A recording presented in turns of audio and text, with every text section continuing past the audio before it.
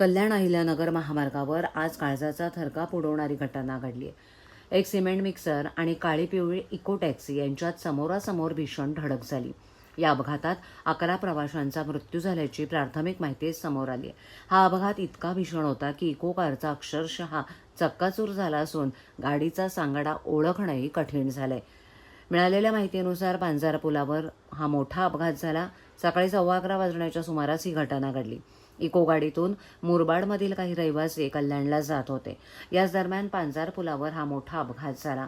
अपघातात एक आजी मात्र आश्चर्यकारकरित्या बचावली आहे। प्रवाशांनी भरलेली इको कार महामार्गावरून जात असताना समोरून येणाऱ्या सिमेंट मिक्सरनं तिला जोरदार धडक दिली। धडक इतकी भीषण होती की कारमधील प्रवाशांना सावरण्याची संधी देखील मिळाली नाही।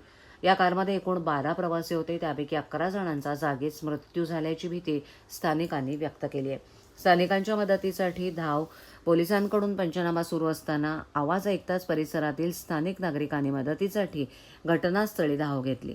चक्काचूर झालेल्या कारमधून मृतदेह बाहेर काढण्याचं काम स्थानिकांनी अत्यंत जड अंतकरणानं केलं। टिटवाळा पोलिसांनी तातडीनं घटनास्थळी पोहोचून तपास सुरू केला।